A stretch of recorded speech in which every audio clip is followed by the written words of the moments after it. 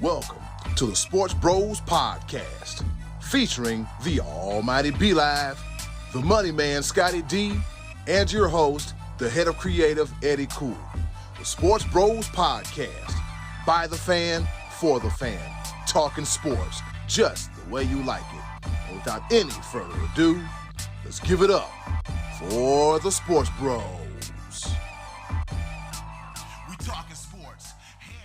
For the second consecutive week in a row, the Sports Bros Podcast will drop on a Tuesday, the day it all started. This be your boy Eddy, a.k.a. the HOC, and this is your favorite Sports Bros Podcast, the Sports Bros Podcast, because it is our favorite Sports Bros Podcast. It's a botch, but I'm going to keep going. And of course, you know I cannot do this by myself. I have not only one, but two of the best co-hosts in the world. Introducing first, the almighty B-Live. What's happening or what's going on in the world today? Hold on. Wait a minute, fellas. I have breaking news. Hold on. In the result of 27-year-old Patrick LeVon Mahomes II, Joe Burrow, you are not the father. I'm going to run and fall on the couch. You are not the father. Man, the Cincinnati mayor, you kidding me, bro? Wow. They were talking cash. Wow, y'all was bold before. Man, just gave them all the bulletin board material in the locker room. What are you doing? That did not age well. Sorry for you. And yeah, we're going to talk about you. We're going to sit here. We're going to look at you. But you know what I'm saying? My bad. Let's go ahead and bring in the other guy. He's got some things to say.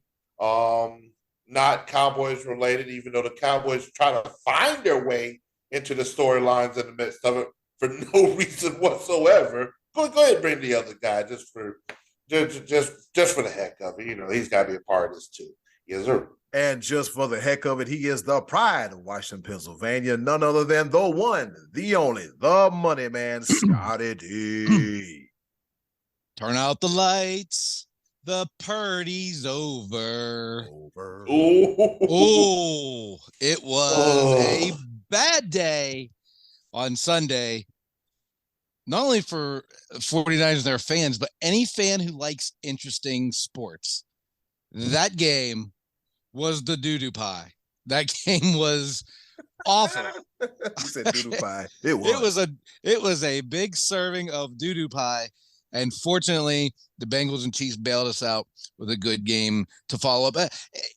Let's start talking about this stuff, because I've been chomping at the bit all day, because I watched the game Sunday, all day Monday. I didn't really get to see any of the other sports shows or talk shows, but I did catch a certain buzz going around on social media. So, Eddy, let's get to the top of the order here, shall we?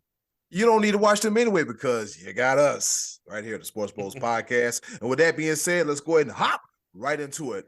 The top of the order. All right, let's get this thing started. Here it is, the top of the order. As we mentioned before, there was two conference championship games, one in the American Football Conference and the National Football Conference. We're not going to talk about the snooze fest. Instead, we're going to talk about the game that had all the action, boss. Let's talk about the Bengals and the Chiefs, as the Kansas City Chiefs win 23-20.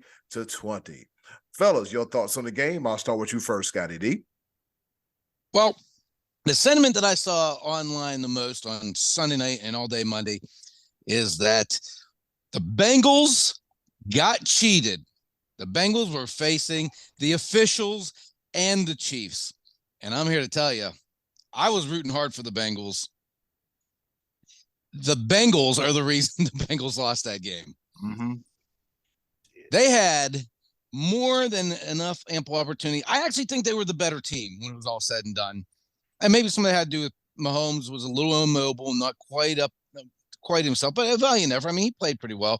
The Bengals got off to a horrendous start with Burrow just getting, sacked like 3 times, 4 times in the first 2 possessions. Yep. It was really ridiculous the way it gets started. Then they made the proper adjustment. And fast forward into the fourth quarter, and this is when all the controversy really began for the most part, with the 3rd and 9 play that the officials blew dead after the Bengals stopped them. And then they gave the Chiefs a second crack at it after the punt unit had been heading onto the field. And then followed up with the pass interference call. Now, I'm going to tell you, I'm a huge Joe Burrow fan. I wanted him to win this game, and I was rooting for the Bengals.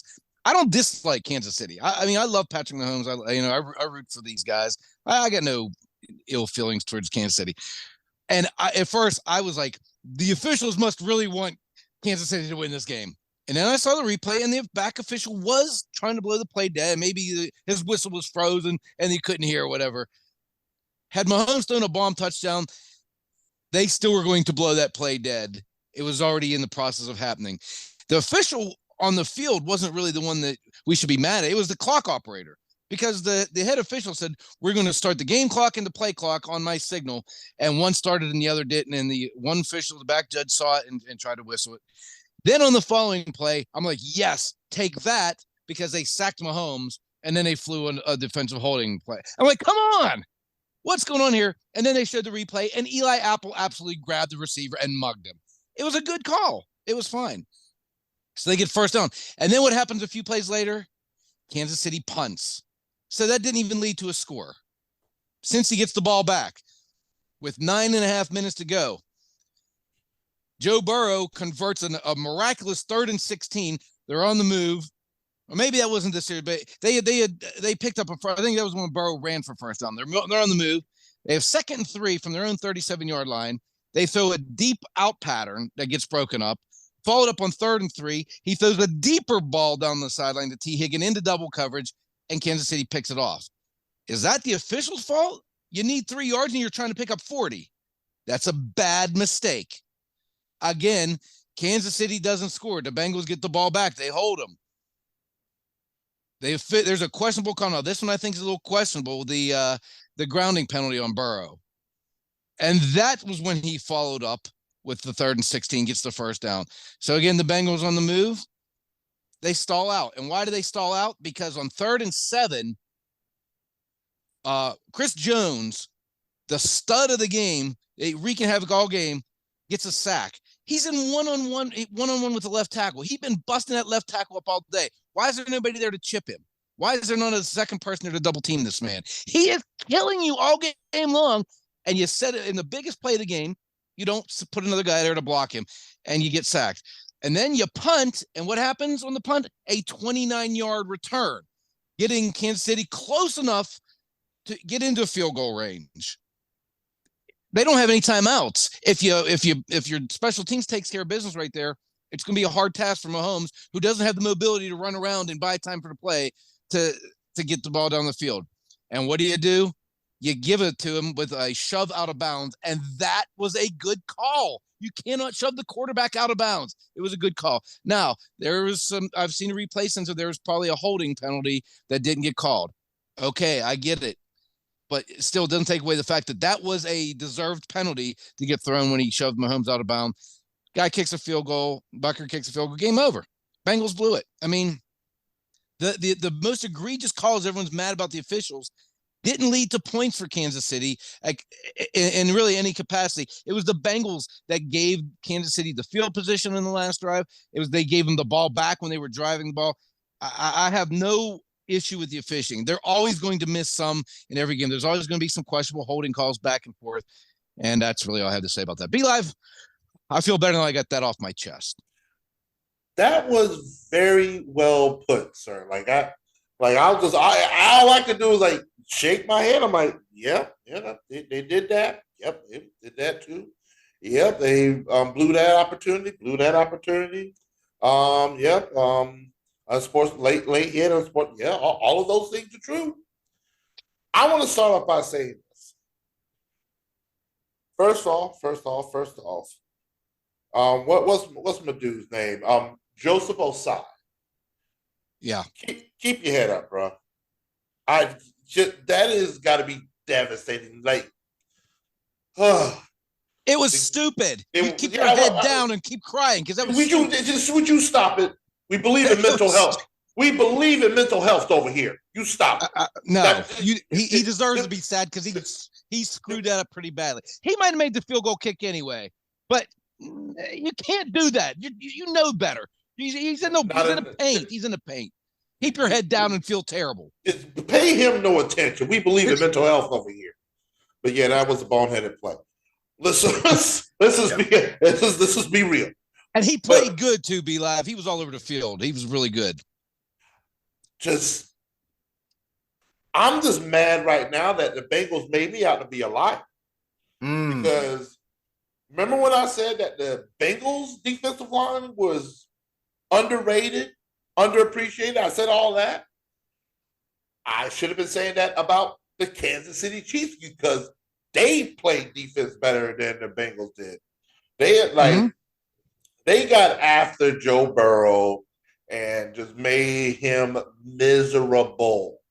Out of sync, he still made some amazing throws. That throw that he made to T. Higgins straight mossed him. Yeah, it was a beautiful thing. I was like, that was to tie up the game. It was a great game. I hate to see certain things come down to officiating. That clock operation was terrible. But again, like you said, that was not the reason that the Bengals lost the game. They had opportunities and they scored. There was one ball that Burrow threw that was badly underthrown. I mean, badly underthrown. You put 5 yards more of air on that, T. Higgins is in the end zone again. Like he had to play her beat. And I don't know how he underthrew that. Like it was like, having to scratch my head. Like, what happened? At the end of the third quarter, or the beginning of I think it was the first play of the fourth quarter, was a 4th and 3, and he threw a deep ball that Jamar Chase made an incredible play on. I thought that was a terrible play call. He threw it into double coverage. I mean, the throw was good enough where Chase turned and made a catch, but you didn't need 30 yards on that one. I mean, credit to him. He made a great play. The Bengals came away with that one. But if that ball gets knocked down, that's another head scratcher. Like, why would you throw that play? You don't need 40 yards. You need 3. And I thought the same thing happened in that what I mentioned before. But go ahead. I'm sorry. Well, no, you're good. You're perfectly fine with that because all of that comes into play, and that's why the Kansas City Chiefs are in the Super Bowl right now. People don't realize it's the small things. It's the small decisions that you make that may have a monumental difference. Those little things that you see here and there, and like, could somebody help me out? Because does either of those teams have any running backs? I ain't seen no running backs. I saw none. Joe Burrow led Cincinnati with 30 yards rushing. Isaiah Pacheco led Kansas City with 26 yards of rushing. Like, wow. There was no running game whatsoever, and I don't understand it. I understand everybody wants to air raid and throw the ball out.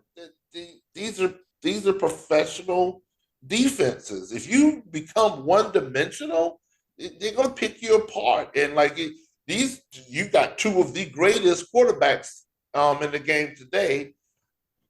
Let me say this. On top of that, not only was Mahomes playing on a bad ankle, he had a bad will to start with.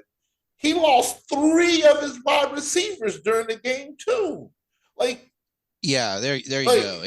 The fact that Kansas City is in the Super Bowl after not only not having his biggest weapon of Tyreek Hill to start off the season, but then to get to the conference championship and then lose Juju, Kadarius Toney. Was it Marcus Kemp? Marcus Kemp came in the game. We don't even know who he is. He was probably bagging groceries a couple of weeks ago. I don't know. I've never heard of the dude. And Kelsey had a bad back on top of it. Yeah, right. And it was a coming out party for Valdez Scantling though. That was probably the game of his career. Man, it's about damn time. Right. No, like I know if you had him on fantasy team after fantasy team, he is either boom or bust when it comes to Marquez Valdez-Scantling. I tell you right now, who's pissed off right now is freaking Aaron Rodgers. Like, where the hell was this been at all this time? Yeah.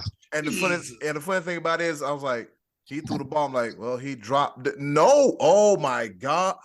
He can catch the football. Oh my God. Marquez Valdez-Scantling, he caught the touchdown. He made some nice plays. Maybe he just needed to change the scenery. I'm just saying. It's gonna be very, very interesting.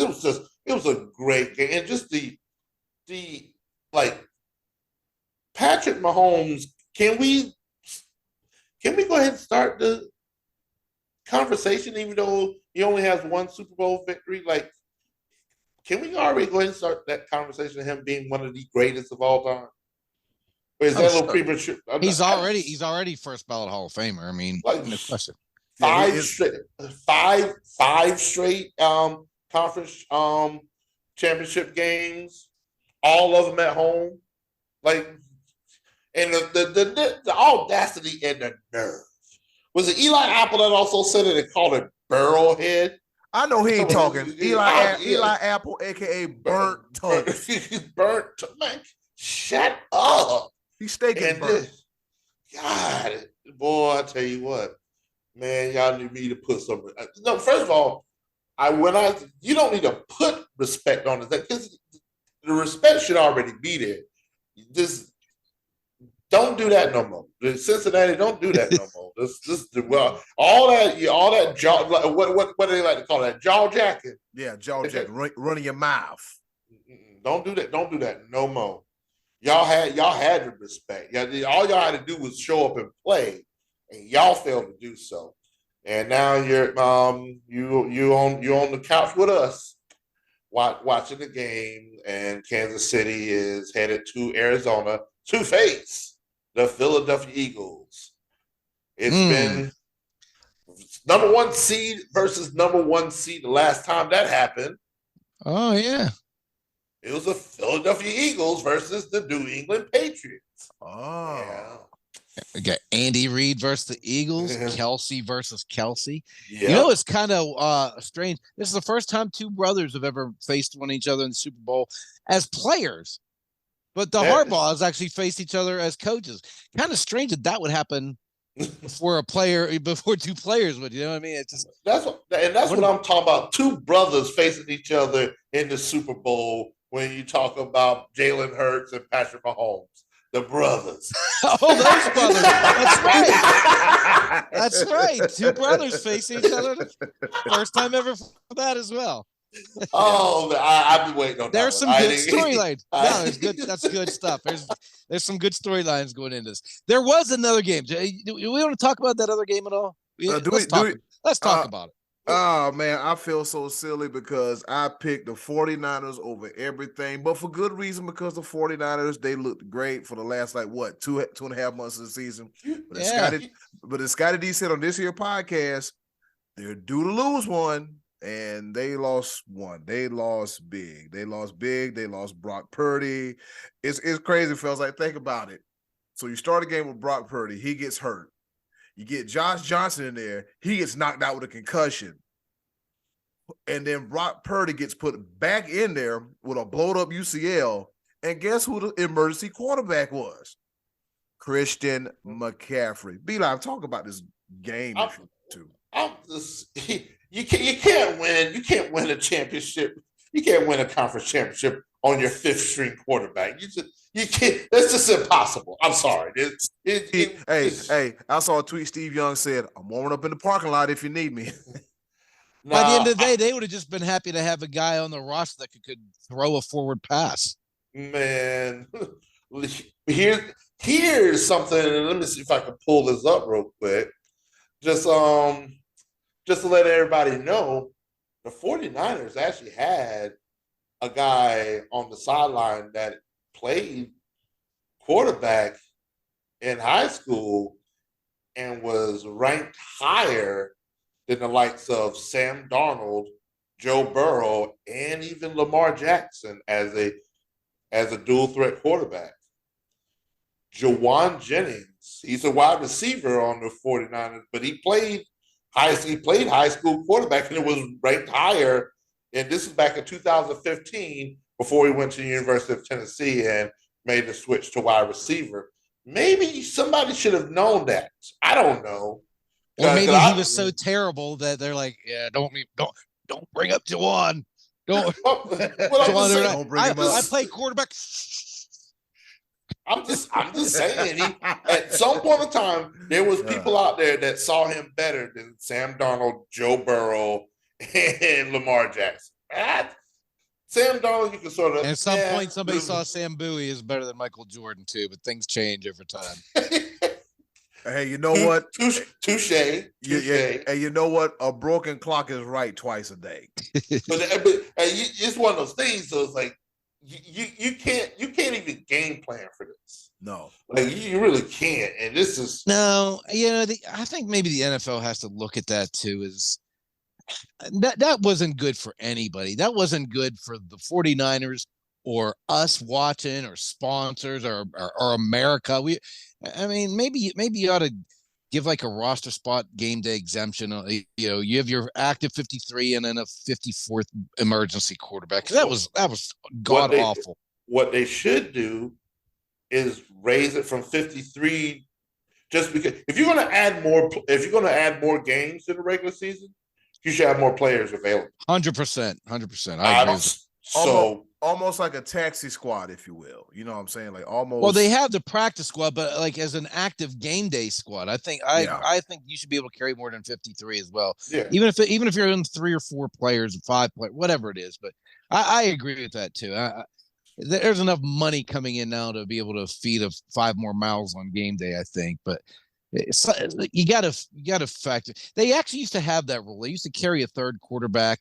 And if he got hurt, or if he went in the game, then the other 2 couldn't come back in.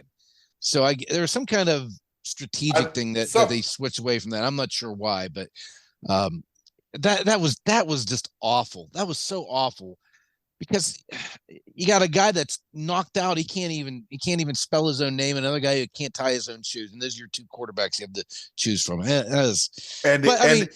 credit to the Philly defense though. They were knocking him out. Legit, they weren't like bad, dirty hits. These guys were just getting after the quarterback. And the other quarterback, I don't know if y'all saw it. And the other quarterback who's been hurt for a good portion of the season, he's over there in street clothes, giggling and laughing. Jimmy Garoppolo doing this the whole time, cheesing, grinning, because he knew the clock was ticking down towards his free agency. He was happy guy to field. It's like, oh man, I'm done with this team here in another 28 minutes. Yeah, I'm gonna tell you one more thing that now I'm upset about. I understood the Christian McCaffrey trade. I understood that. I was the proponents of that. He managed to stay healthy the entire season while all of the quarterbacks fell apart. But why couldn't we pay Hassan Reddick? Why don't we just let him go? Oh my God! I'd be like Hassan Reddick was a madman. He was the reason why Brock Purdy was out. He was in that backfield more than the 49ers were. You know what I saw, B-Live? Here's what I saw. The comparison between Yetur Gross-Matos, who plays for the Carolina Panthers, obviously, and Hassan Reddick. So they had Hassan Reddick's stats for that game alone. Was it two sacks, a forced fumble, and some other stuff? Gross-Matos, his stats, that was his entire stat line for the entire season. 2.5 sacks. So Carolina, don't think I forgot about you hiring Frank Wright. Oh, no, I ain't forget about that. You mean to tell me you cut bait on Hassan Reddick? Because before he came to Carolina, he quietly had like 12 sacks in Arizona. Then he came over Are we done with the championship talk? We're talking about the Panthers now. Is that what just happened? That's what happened because I had to put that in there because that's pretty much the extent of the NFC Championship game. Like I'm gonna throw this out here as well. Like the Hassan Reddick show. Jalen Hurts was 15 for 25 with 121 yards passing. He didn't have to do anything. No. Like it was. And his best pass of the day was actually dropped. It was. And let me say something about that too. A lot of people were mad at the officials on that one too. This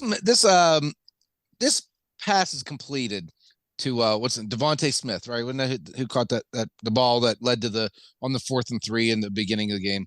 This is when the game's still competitive. Purdy's still in the line and blah blah blah. And Smith catches the ball and immediately is running up telling everybody I didn't catch it. Let's hurry up and snap the ball. I didn't catch it. He's knocking his fist together, letting him let's get up to the line of scrimmage. If only there was a way we could stop that with a challenge flag or a timeout. If only there was a way to do that and get another look at it. I mean, come on, Shanahan. It's the first half. You can spare a timeout. If you don't want to lose your challenge, call a timeout and give your people time to look at it. That to me would have been the play. I said to I was watching with my dad, and as soon as I said, they seem like they're in an awful hurry to get this playoff. I'm not 100%. He caught that pass. And then it wasn't really till they came back after Philly had scored and they'd gone to a commercial that they showed the reverse angle. But hey, man, call a timeout and get a challenge going or something. I mean, it was too important. Not only did he give him the field position, but you would have had the ball. That was 4th down. You would have had the ball out back in pretty good field position. So can't blame the referee on that one. Remember, they have implemented a rule that you can challenge a referee's missed call, and they chose not to do. The damn referee, boy, from in one sport, you can't say nothing about a referee. But before we get to that, fellas, real quick, we got the Super Bowl. We got the Kansas City Chiefs and the Philadelphia Eagles. Should we give like a real quick preview? Well, I mean, we kind of touched on the storylines. Go ahead, Be Live. This is my quick preview of it. This is me simulating a coin flip. That's my preview. I believe we're gonna dig deeper into it next week, leading up into it. Right now, I think the early line was Philadelphia favored by 1. That's what I heard last night. I don't know if that was like 1.5 or something like that. Okay, yeah, something. Here's the problem. The Eagles had a pretty easy route in this playoff, so we haven't really gotten to see exactly who they really are. Mm-hmm. The Giants, and then the 49ers were just hobbled. So they played 2.5 quarters against quarterbacks who couldn't throw. Yeah, that's just and 4 quarters against one last week. Crazy. That's something else. Yeah. So move right along from that, fellas. Real quick before we hop into our favorite portion of the show. LeBron James, the Lakers, Boston Celtics, losing his mind over a blown call. Scottie D, real quick, man, what you got to say about that? Well, I've been critical of LeBron before because I've been a lifelong Laker fan and I've not been a big lifelong LeBron fan. He went nuts because he was trying to get a win. The game was tied. He's trying to drive into the hoop, and he lost his mind because he got hit on the arm, and the foul didn't get called. And the officials afterward would confess, we missed that one. We should have had made that call. What they didn't confess to was the fact that LeBron took 3 steps before he got to the rim. And if I'm not mistaken, you're only allowed 2 in basketball. So I would say those 2 bad calls offset each other. Having said that, LeBron then just threw a absolute meltdown fit. And I know it's been building up because the Lakers have recently cited 3 other occasions where a bad officiating call cost him the opportunity to win the game. And I know he was feeling some of that, but man, he's on his knees with his head covered on the free throw line. His teammates are consoling him, except for Patrick Beverly, who went and snagged the camera showing the foul to give to an official. Which hilarious. That got a technical. Hilarious. That was great. That was so great. His teammates were having to console him. LeBron, you got a game to win, buddy. You don't have time to be feeling sorry for yourself and crying on the court. You got 5 minutes more to play. You have a chance to win this game. I mean, that is setting a terrible tone as the leader of the franchise, that you're out there despondent and so hurt and upset you can't get over it because of a call. I mean, you have to put that behind you and go win the game, buddy. I mean, to me, that was not a good look for a guy who's many consider to be the top 1 or 2 greatest players of all time. I didn't like the look of, because I think that put the mindset and the team in a terrible mindset going into the overtime period. Yeah. What do you think, B? Full blown hissy. Be live. Yeah. Let's let me do it like this. LeBron, you 6'9", 250 pounds, and you're able to score at will. That's why you're up there amongst the elites, amongst the greatest of all time. 20 years in the league, and you're still begging and crying for a call from the refs? That's the problem that some of us, I've been called an old head because he will never be the greatest of all time. He won't. And until he gets ring 5 and 6, and even with that, just all the moving and shit, I just won't see it. You know why? Because this is the moment of time. If you don't get the call, you say, "I bet." All right, I see what we doing here, and you take it amongst yourself, and you own the game. You just take it, grab the ball, grab your nutsack, and let's freaking go at it.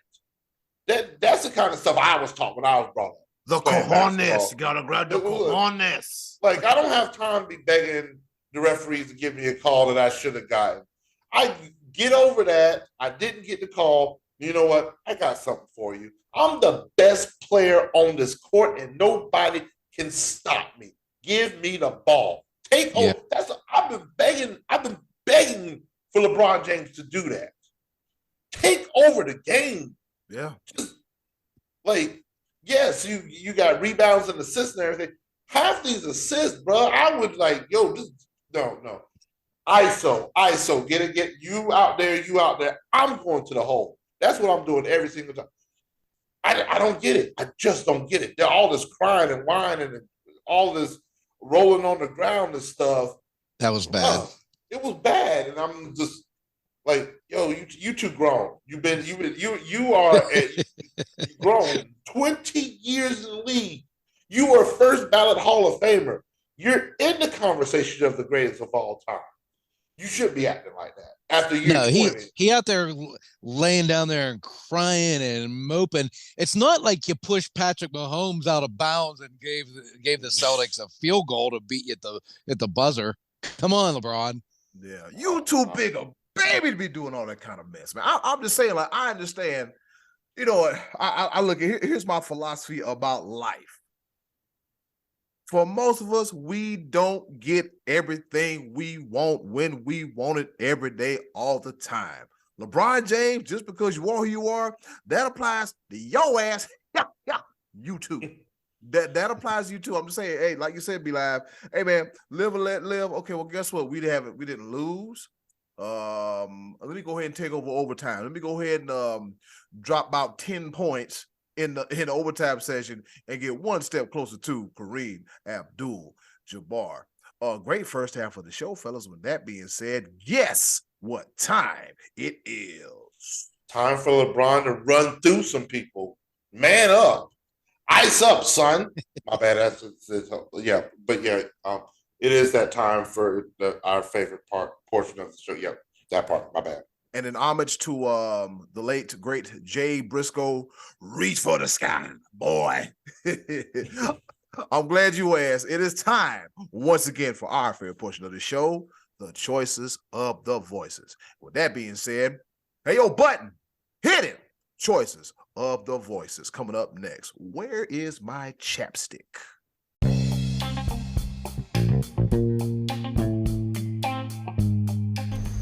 And now, our favorite part of the show, the choices of the voices. Once again, thank you to the wonderful and watch your ears, Scottie D. Eva. So lovely, Miss Button, for introducing our favorite portion of the show, the choices of the voices. And you know how we do it here. 180, 89? Is this 189? 189. Yeah. 189 episodes strong. You know how we do it from a long, long time ago. Fellas, we're rapidly approaching 2 milestones. Episode number 200 and the 4th year of the Sports Bros podcast. Wow. Yeah. Been a very, very, very, very long time. The memories. All right, Scottie D, what's on tap for this week's choices of the voices? Well, the question of the week from last week was, what team would you foresee Sean Payton ending up with next year? What team would you like to see him, or what team would you think, if you were him, you would like to go to? And I believe, since that question's been asked, 1 of 5 vacancies has been filled. Was it not, boys? Yep. Yeah, it got full. Yeah. Go ahead. It's okay. This would be a good time to vent about it if you're not happy. We had a whole campaign about it to keep Steve Wilkes, and that didn't happen. They didn't listen. It's just jacked up. Let's go get the first quarterback we ever had in franchise history, Frank Reich. You know what? He got fired for sucking too. Okay, he got fired. He got fired for poo-poo in the bed. But Scottie, I gotta get on track. I don't think he got fired for job performance. I think Irsay is just out of his mind. So that's the drunk. He's drunk.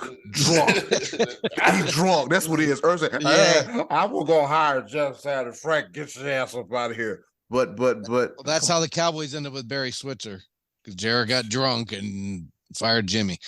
I honestly, I think that I would have liked to have seen Wilkes continue on, and if he didn't show capable next season of making more strides, but the team had a little bit of momentum and showed a little bit of progress, and seemingly the players were ready to run through a brick wall for that guy. So I didn't love this. It's not like he went out and got a 4-time Super Bowl winning coach. This is a guy, like you said, got fired 2 months ago. So I don't know. Yeah. Anyway, what did the people say about the Sean Payton thing, Eddie? Let's get back on track here. Let's go ahead and get into it, because I'm about to start cussing. I don't feel like hitting no dump button all damn night long. All right. JR, he says he sees Sean Payton in either Denver or Arizona. Okay. I mean, that's just pretty much plain. There's only been so many openings, and Denver, you got Russell Wilson. Arizona, you got Kyler Murray, and you can't get rid of either one of them because they got their contracts. Yeah. Scottie D, just feel a little bit better about this. The Cowboys at least didn't pay Dak 5 years, $250 million, or should I say $250 million to suck that bad? Yeah. God. Yeah. That got a discount rate. All right, moving right along. He sucked bad enough where they fired all the coaching staff around him, except for Kellen Moore, who I believe left on his own, because no sooner were they announcing Kellen Moore is leaving Dallas and the Chargers are having a press conference saying he's already been hired there. That was really quick. Really quick. They said it was a mutual. And we all know that nothing's ever mutual when it comes to the parting of ways of coaches in any of these professional sports. Who you trying to lie to, Craig? Amtrak, my bad. It's disagreements, disgruntlement, and misunderstandings. That's what it is when it comes to that. All right. All right. So moving right along, we got Kelly White. She said, "I'm gonna go out on a wild limb here and say not back to the team he's with now." She is a professional troll. She don't even like sports that much, but it's okay though. She has already agreed to pay for your boy to go to the Clemson Notre Dame game this year. So and she's sort of like my boss lady when it comes to karaoke. So okay, so be nice to the boss lady. No, I'm not going to be nice. Get off my page, Kelly. Stop with the shenanigans. Penalty box. That's you. Get out of here. Boy, that penalty box is mighty crowded. All right. We got my man Marcus James. He said, I just got an alert on my phone not too long ago saying that a source says that he's likely to go back to TV instead of coaching. I'm pretty sure TV pays well. Yeah. And every time I turn on the TV, especially watching The Herd, he's always on there. Yeah. And so I'm with you, and I'll get into it a little bit later, Marcus. I feel that same exact way. But yeah, let's hear from the people. All right, so we got Tristan Vittorelli. Tristan Vittorelli says, I would say Denver. Denver has spent so much money on a quarterback who they won't be able to get rid of. Just as we said, after spending all that money, they are wanting a coach who has won it all before and knows how to work with a seasoned quarterback. So that's 2 for Denver. And good points there, because I think Denver is the most ready when it comes to like the talent that they have to take it to another level. Mm-hmm. We had much higher expectations for Denver. Scottie D, didn't you pick them to win the division? No, I went with Kansas City. Oh, okay, so somebody picked them to win the division. It wasn't me. Wasn't none of us. We knew. No. I think I picked Oakland. I'm not Oakland. I think I picked the Rays. I picked the Rays. I was wrong. We're wrong. I think that's the direction we all went to. Right. Tony Bogan. If you get a chance, check out Tony Bogan's podcast, Tapped In with Tony Bogan, because I'm on there, and he has some great guests as well, too. Tony says, I would say that he should go to the Broncos, but I hope he comes back to the Saints. Realistically, he'll probably end up with the Cardinals. So all of the answers. No, I'm just kidding. But again, it's a similar situation with the Cardinals. It seems like them and Denver both have a quarterback that needs fixed, and Payton's a guy that coached a short quarterback to the most yards of all time at the time. So, yeah, I could see either of those. I'm just wondering. Here's a good question, just real quick in the middle of this. Out of those two quarterbacks, which one do you think will take more work to regain the locker room? Because there's been rumblings. I don't know that. Yeah, there has been some rumblings about Kyler Murray too, hasn't there? Yeah, that's what like. There's been rumblings about both of them. They're not the most well-liked people in their organization, so that's going to be interesting. That's just the pit. Neither's going anywhere. Yeah, they're not going anywhere, and like there's yeah, we'll put a pin on that. I feel like that could be an off-season topic.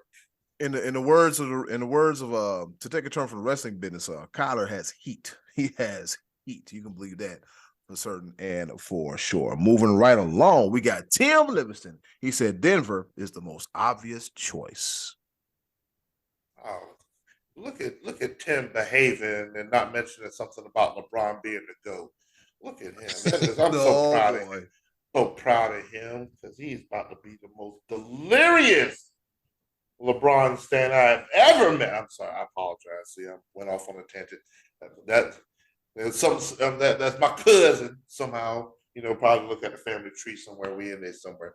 But yeah, the bloodline. The bloodline. The ones, the twos, and the threes. All right, so here we go. We got Mike Cannoli. What's going on, Mike Cannoli? I met him when I was living in New Hampshire. He got a great family. Good dude. Usually Mike at the beginning of the football season. He's been doing this for like the last forever years. He'll pick the division winners down to the records, down to the results of the playoffs, and on down to the Super Bowl and the Super Bowl winner. So, Mike, if you're listening, I'd like to see that list. We would like to see that list right here on the Sports Bros podcast and the Sports Bros family group. He says, unless the Dallas Cowboys jobs open up, he's staying put at the TV job, I bet. That is very, very, very much so. That was definitely the talk of the town. And Jared Jones, and they've been in talks. And Jones going to have to wait. He's going to have to wait 26 more years, though, because Jerry Jones wants Mike McCarthy to be his Tom Landry. And Landry was there for 29 years. McCarthy's only been in 3. So we got 26 more years to go. And then Sean Payton, I don't know if he'll still be alive there, but Jerry still will. I can tell you right now, if Dallas don't make it to the conference championship, Mike McCarthy will be out of a job next year. I believe he's coming into the season with the hottest seat. But that's another talk for another day as well. Who else said something that didn't have anything to do with Cowboys? Hey, Bun's on fire. Like, he stiff armed that camera. Oh my God, the way he stiff armed that camera, man. Somebody showed it from a different angle. It was hilarious. And then the hamburger, don't want it. I'm sorry, my bad. Hamburger helper. No, Craig Burns. He posted a bobblehead of Russell Wilson. Yeah. Broncos country. Let's ride. Let's ride. Oh, have mercy. Here comes another Cowboy guess, I think, right? All right, Brad Thomas says, my gut tells me he ends up in Dallas. You do know there's no opening in Dallas, right? I don't want him in Charlotte. Well, we're not going to get him because we got Frank, right? And he said, give the job to Wilkes and build the team. Yeah, we would have loved to done that. We would have. That's not going to happen. It's just, yeah, this question came out before that, and McCarthy was only a day removed from his playoff loss, and so that didn't happen. So the Dallas job and Carolina job both locked up for the time being. All right, and Craig Flanders said, you are not with Connors. He's just referring to the post. Said I was with all you guys. That's the way Facebook posts. I got you, because I'm over like, who the hell is the damn Connors? Brian Lovell says Denver because of cap space, current roster, and managers. We skipped that one. I'm sorry. Yeah, sorry, Brian Lovell. Yep. Yeah, he said that because that does make sense. A Hall of Famer who is getting back to his speedy recovery, Uncle Max, he says, why not Houston? They have lots of draft picks, could trade up to get their quarterback of the future. He would have complete control of the team. There are no great landing spots with any teams out there, but I think he can make a serious go for it with the Texans. If he has the same fire in the belly as when he arrived in New Orleans, that's assuming that the Saints don't ask for a major return and trade for him too. So the Saints must still have Sean Payton's rights. Is that what they do? Yeah, they do. Well, hell, he ain't free. It's going to cost a couple picks to get him, probably. Like at least one first rounder, most likely to get him. Damn. So that might be making some of these teams reluctant to go all on him as well. Right. I mean, we don't know exactly how these conversations have gone. I understand that. Most likely some cash considerations and some things like that. And I just want a quick, I was about to say when he said could trade up to get their quarterback, don't they have the second pick? But it's like, yeah. Lovie Smith made certain of that. that's great. And then Brian Lovell, he said Denver because of the cap space. Okay, I see what he's talking about. The cap space for the roster. Because the head coach does not affect the cap space. Thank God. Because we still paying that dummy that coaches in Nebraska now all this money for nothing. Tangent. My bad. All right. We got Matty Ice Martin Tracy. He said Denver will be perfect. Lots of talent, underachieved this year, and Wilson ain't done. Sean would be great for him. So Denver. You hope Russell Wilson ain't done, but then again, Nathaniel Hackett, he couldn't hack it. All right, cool. And now he's the OC for the New York Jets. Interesting. But he was good at being an offensive coordinator. That wasn't the thing. Is that they tried to get Aaron Rodgers by hiring him, and that was just wrong, and immediate regret, waste of a season, et cetera, et cetera. Yeah.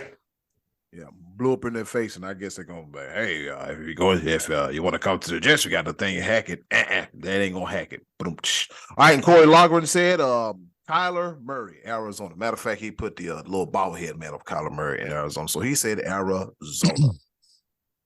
So, Got a lot to pick from, fellas. Got a lot to pick from. But first of all, shout out to JR, Kelly, Marcus, Tristan, Tony Bogan, Tim Livingston, Mike Canoli, Craig Burns, Brad Thomas, Brian Lovell, Craig Flanders, not with the Connors, our Hall of Famer, Uncle Max, Martin Tracy, and Corey Logren for their participation in this week's Choices of the Voices. Scottie D, do you even give a damn where Sean Payton is going?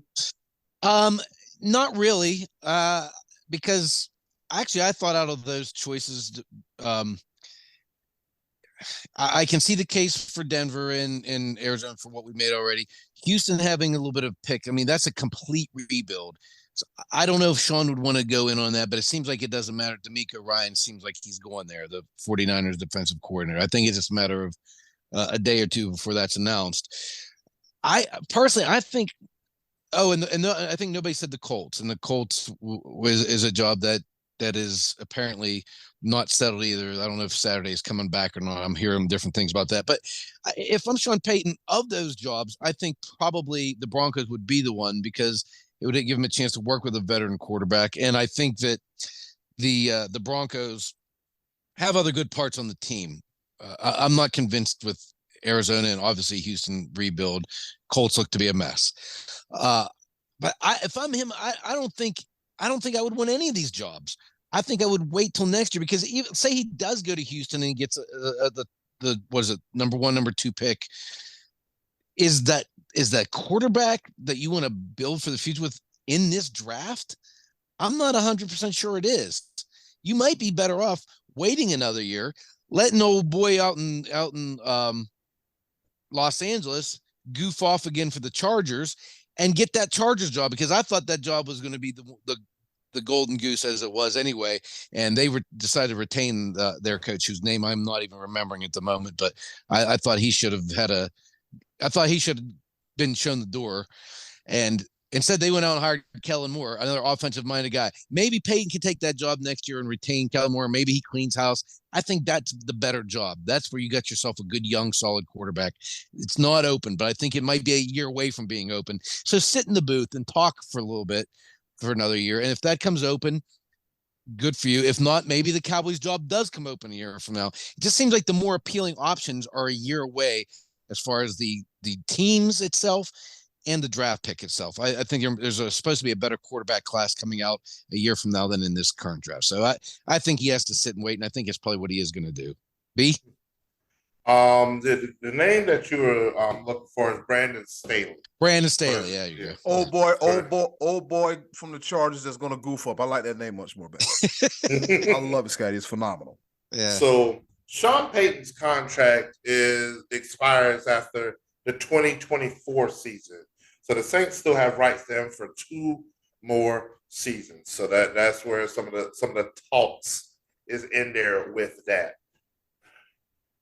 Scottie D, I agree with you 100%. Stay with the TV situation, chill, collect some data. Let's see what direction these teams do go, because there will always, and I mean there will always be a head coaching position open for somebody gets fired every year. Yeah. And so it's gonna be there. Like I really honestly God, I see him in Dallas.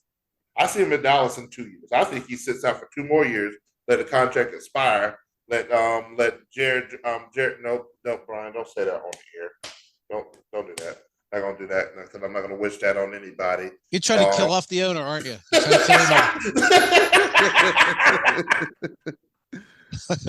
See that I will neither confirm nor deny those allegations. See what happened. Yeah, Sean Payton, honestly, he is a valued commodity. He doesn't. There's really no sense. There's no urgency for him. If he wants the head coaching job, he can pursue it. He could sit out for a year or two and still be just as valued a year from now, 2 years from now. I see no reason for him to just unless somebody may bring out the Brinks truck and be like, hey, $20 million. Because I don't know. That's the one thing about Denver. Denver, their owners do have deep pockets. They got that Walmart money, so that's that money.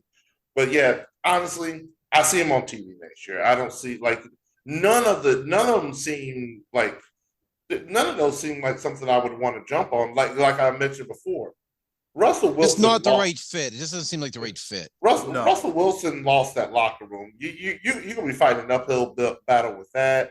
Kyler Murray, like I think, like there's I don't think he has the locker room anymore. These teams are in limbo. They're just good. They're going to go through the motions. They're going to try to put something together. It just seems like too much work for me if I'm Sean Payton. Like, of course, whatever team you go to, if they fire their head coach, there's a reason why, and there will be work involved. But not them two. I don't see a good reason for that to even happen.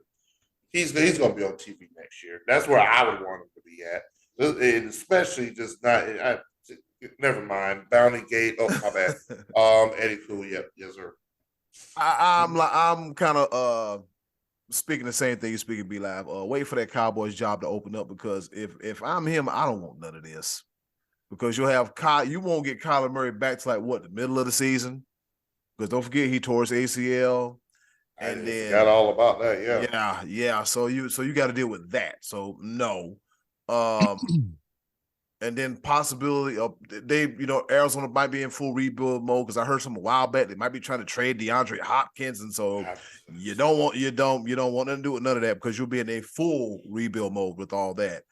And then the whole Denver situation, like you don't know what the hell Russell Wilson's going on, especially with that locker room and everything, and not Ruggs, the other guy, Jerry Jeudy, he can't seem to stay healthy. Then you got Tim Patrick coming back from tearing his ACL. You got a potential future there, but then again, do you really want to be in a rebuild project? As far as the Colts go, hell no. I would stay away from the Colts, because not too long ago the Colts were a good quarterback away from a Super Bowl. They got Carson Wentz, and you see how walking to him Wentz turned out, and then this situation with Matt Ryan, they benched him like what, towards the end of the season, do poor performance or something like that. So it's just he stayed on TV, kicking up his feet and talking football with Colin Cowherd. And with that being said, Scottie D, what's on tap next week for the choices of the voices? Very easy, very obvious. Who's winning the Super Bowl, Eagles or Chiefs? That'll give us lots to talk about next week as we give our predictions tied into the choices of the voices next week. Don't be saying nothing about no North Myrtle Beach Chiefs, no Anaheim Mighty Ducks, none of those off the wall riffraff. All right. That being said, it's been another edition of the Choice of the Voices. Coming right up after this, a round of pepper, and no one's sneezing. Everybody's feeling good, fine. We'll be right back right here on the Sports Bros Podcast.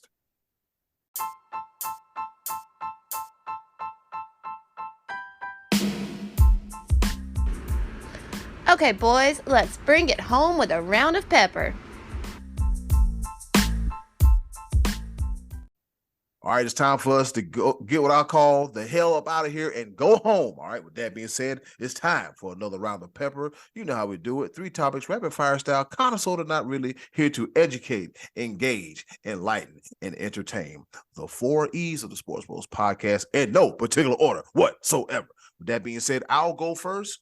On this date in history, back in 1991, all right, Michael Adams. He's a former guard for the Denver Nuggets at 5'10", and he is noted as the shortest player ever to record a triple-double, all right? He scored 45 points, dished out 12 assists, which were both game highs at the time, and he also grabbed 11 rebounds. So Michael Adams, on this day in history, became the shortest person to get a triple-double. Over to you, Scott. Yeah, I didn't know that. Huh. I was like, oh, that's interesante. Over to you, Scottie D. All right. I have a little bit of a bone to pick about the most recent inductee to the Major League Baseball Hall of Fame. I believe Fred McGriff already was voted in, and he's not the one I'm bone picking with. It's Scott Rowland. Scott Rowland played his career with the Phillies, Cardinals, Blue Jays, and Reds. He was a 7-time All-Star, won the World Series in 2006 with the Cardinals. He was a Rookie of the Year and an 8-time Golden Glove winner. He won the Silver Slugger Award in 2002. He's in the Cardinals Hall of Fame. Very good player. I think he should be in the Hall of Very Good. The reason I'm really picking is because I just didn't feel like I ever was watching a Hall of Famer when I watched this guy play. He was a good player. He had a career average of 281, so he was good, not great. But the problem I have is that if you're putting him in, why are we not putting in Don Mattingly, a 6-time All-Star, a Gold Glove winner 9 times, an American League MVP? Scott Rowland finished 4th in the MVP race 1 time. That was his highest. That was the only time he ever cracked the top 10. He was not looked at during his heyday as one of the best players in the league, where Don Mattingly was. Don Mattingly in 1987 hit 6 grand slams in a season, and he hit a home run in 8 straight games. He batted .307 lifetime. He was the RBI leader for the American League in 1985 and the batting champ in 1984. I mean, there are so many accolades that Don Mattingly has, and he's getting skipped over. How about Dave Parker, former Pirate? He was a 7-time All-Star. He was a 2-time batting leader, batting champion, 2 World Series, and he batted .290 for his career. Or even more recently, Carlos Beltran, who had 435 home runs, 3 Golden Gloves, and really known as a postseason player. He may have a little bit of that Astros stink surrounding him that may be hurting him a little bit because of the World Series scandal. But when I think of a Hall of Fame player, I think of Dave Parker and Don Mattingly. I don't think of Scott Rowland. So Hall of Fame committee, whoever's making these decisions, do better.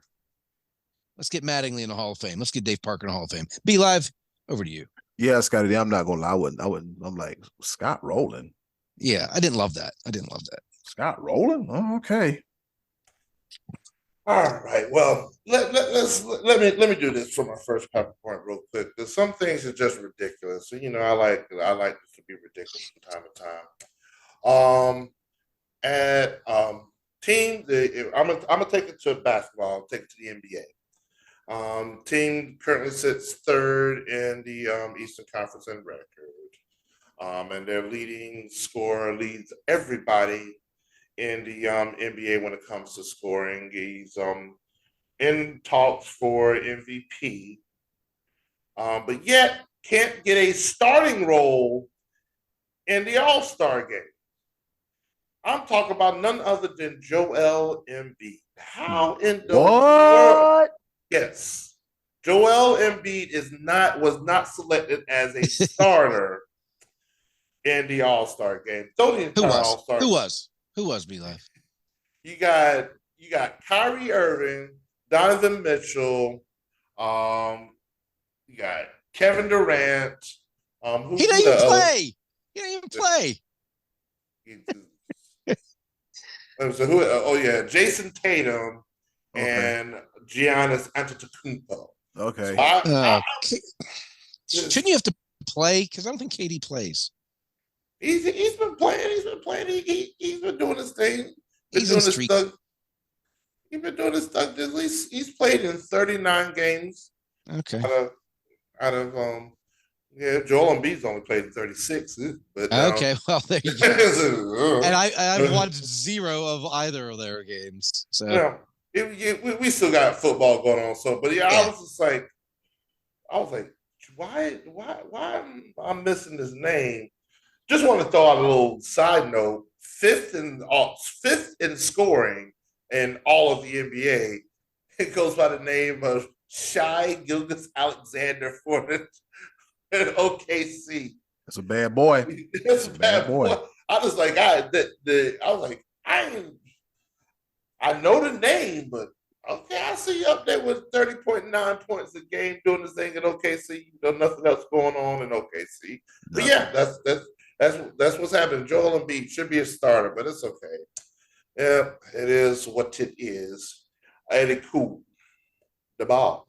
So with the All-Star Weekend being in Utah, like, what the hell is there to do in Utah? Don't ask. Marry a couple women at the same time. Oh boy, play ya. All right, so here we go. My second pepper. They're not even allowed to drink there, or some mess like that, or is it what's the laws? It's something ridiculous. Either way, go ahead with your pepper. Yeah. If you don't want freedom, don't take your butt to Utah. Sorry, listeners to Utah. Anyway, so here we go. All right, so my second paper point is about Anthony Edwards. He is the gift that keeps on giving. Last season, we talked about him placing his McDonald's order in the middle of a press conference. But the 21-year-old sensation, he is the gift that keeps on giving, all right? Give this man some more money and a deal because he's good at what he does, all right? All right, so I'm reading this on TMZ. I saw this earlier today, so it caught my attention. So Karl Anthony Towns apparently is not going to like it because Anthony Edwards opened up about his Chesters Hot Fries obsession, admitted he eats 21 bags a week. 21 bags a week, all right? All right, so the Minnesota Timberwolves guard listed the 10 things he can't live without during the GQ Sports interview on Monday, and naturally his beloved snack made the cut. He said, and I quote, "The chips, they're the best chips that were ever made. I've been eating them since I was probably like 5 years old." He said, "I probably eat like 3 a day. So do the math. What's that, 21 bags? Yeah, I eat that many." All right, so another part of the article said, of course, this might not sit well with Karl Anthony Towns. Remember, the Timberwolves center called out Edwards for being sluggish on the court and blamed Anthony Edwards' love for Popeye's chickens for his performance.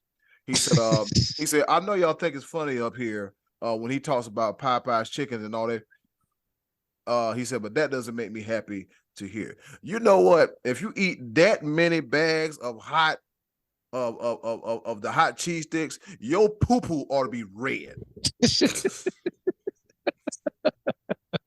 Your poo-poo ought to be red and your booty ought to be hurting. Anyways, over to you, Scottie D. All right. Just wanted to give a shout out on a sad note. They always say that the deaths come in threes, and we recently lost 3 legends: Bobby Hall, Billy Packer, and Shirley. Billy Packer was the voice of March Madness for many, many years till he was replaced in 2008 by Clark Kellogg. Broadcasting legend. Bobby Hall, you know, he was pretty much known for his career throughout the NHL as a legend for the Chicago Blackhawks, Stanley Cup champion. He's got a boatload of trophies, and he passed away on, I think it was Monday at age 84, if I'm not mistaken. I think Billy Packer was 82. And Shirley, LeBron's partner, Cindy Williams, passed away. Shlemiel Shemazel, she was 75 years old. So farewell and shout out. Rest in peace. Bobby Hall, Billy Packer, and Shirley. Be live. Over to you. And rest in peace and all of the things. Let me do this for my second pepper point, because in the wake of a lot of things, we talk about what's been happening with Deion Sanders and his when he left Jackson State, and then we talk about Ed Reed and the mess that's going on in Bethune-Cookman. Yeah, and that departure. Good Lord, do better. But let's honor some of the good things that are going on with historically Black colleges and universities, because 4 of them are represented in the Super Bowl coming up in a couple of weeks. I want to give a quick shout out to Javon Hargrave, defensive tackle for the Philadelphia Eagles. He was a defensive tackle for South Carolina State University, the Bulldogs. If you've never heard the Marching 101 band at NC State, you are missing out. I just want to say that. Shout out to my sister. She graduated. She's a South Carolina State alum. Nicole Galloway. Much love to my sister with that. Also, Mac McCain, he's a cornerback for Philadelphia Eagles. He graduated from North Carolina A&T State University here in Greensboro, North Carolina. And then for the Kansas City Chiefs, you have Josh Williams, cornerback that graduated from right here in Fayetteville, North Carolina, Fayetteville State University, the Broncos. And then you got Brian Cook, a safety that graduated from Howard, went to Howard University. Historically Black colleges, universities stand up. HBCU pride, Eddie Cool, the ball. what they say when them was it when them Kappas go to shimmying, you better watch your girl. Anyways, oh, that's hilarious. All right, so anyways, my third and final pepper point. We talk about pro wrestling real quick, and pro wrestling legend, the Great Muta. He's been wrestling since forever, for about over 30 plus years, maybe even longer than that, damn near 40. He had a retirement show that happened a few days ago. Well, actually the 22nd, but this day is the 31st. We're going to talk about it anyway. So the Great Muta team with longtime rival Sting. That's right, Sting is still wrestling. And Darby Allin for the main event. And they defeated, with the Great Kabuki, another Japanese wrestling legend, and they defeat Hakushi. You remember Hakushi, the guy that had the tattoos on him. He wrestled in the WWE for a little bit. Hakushi, Akira, and Nomichi Marufuji. The Great Muta was a trendsetter. The first time I ever saw anybody hit a moonsault, it was him. As far as one of the greatest face-painted wrestlers of all time to do it, he was a bad man. And of course, the green mist, when you spit that mist in your face, that mist didn't miss. So happy retirement to Keiji Muto, also known as the Great Muta. Over to you, Scottie D. All right. I did not know the Great Muta was still going, but hey. Yeah. See, you learned something new every day. All right. On Monday, Rory McIlroy overcame a final round charge from Patrick Reed to win the Dubai Desert Classic. And there was a little bit of a tough feelings because Rory's been a live golf critic, and Patrick Reed's been involved in live golf. And I guess early in the week on the driving range, Rory snubbed him. And Patrick Reed didn't like being snubbed, and he threw a tee, and he said it was unfortunate because Rory acted like an immature little child, and Rory didn't care because he won the tournament. Patrick Reed, by the way, can be seen going forward on the CW network because that is who Live Golf is going to be airing their tournaments with this year. That's right, 14 tournaments this year. If you want to watch Live Golf, Friday you have to get the CW app to watch the first round. That's right. You have to get the app. And then Saturday and Sunday, if you want to watch Live Golf, you can watch them on the network that brings you Riverdale, The Flash, and Superman and Lois, along with Little Italy. Never heard of that one. B-Side. Never heard of that one.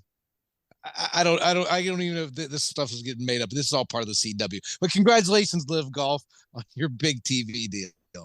The CW be live. I can't make that up. Over to you.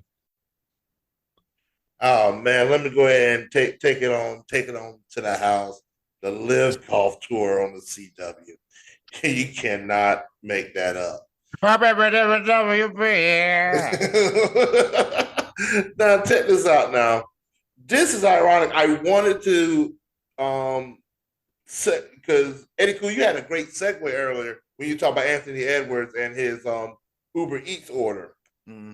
But this has to be my third and final pepper point. It has to be because what in the world is going on in Pittsburgh? Just right around Scottie D's area. When I'm going to refer to Duquesne, the Dukes. Well, during a basketball game against Loyola-Chicago, a couple of the students decided to pull a prank where an Uber Eats delivery person was bringing food and literally walked on the court aimlessly looking around to deliver this food. It was so funny during the basketball game. And come to find out it was a prank. It wasn't real. It was, you know how these pranks now. I'm gonna tell you, y'all gonna F around and find out with some of these pranks.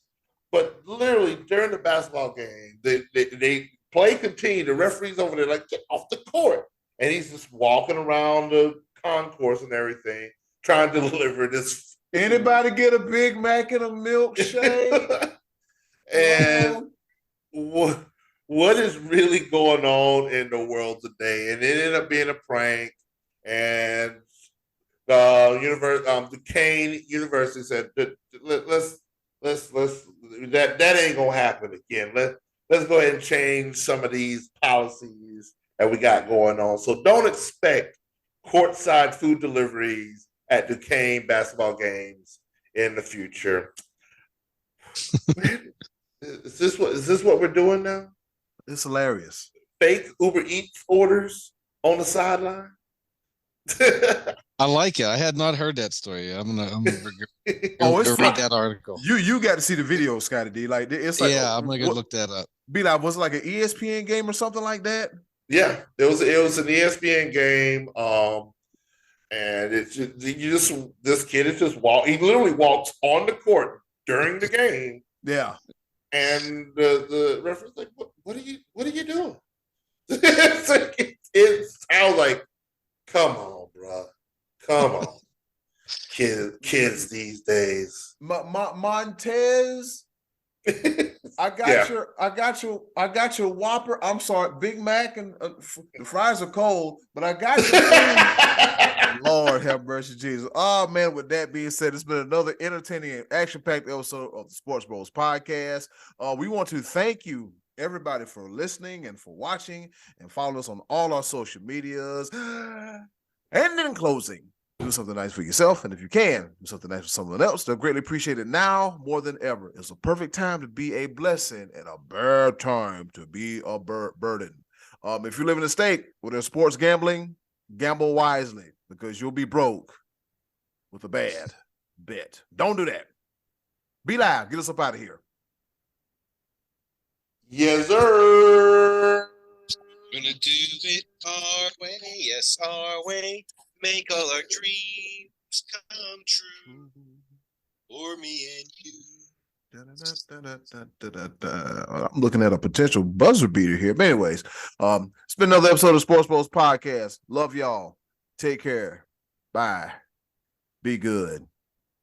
And it needs to stop damn snowing. This is ridiculous. Take care. Bye, y'all. Hey, it's Eddie Cool here from the Sports Bros podcast. And do you want some more of the Sports Bros podcast in your life? Wait a minute, don't answer that. The answer is yes. And I know you want some more of the Sports Bros podcast in your life. Do us a small favor. Go to the description box, click our Linktree link, and you'll see all the links on how to follow the Sports Bros podcast. Once again, thanks for listening.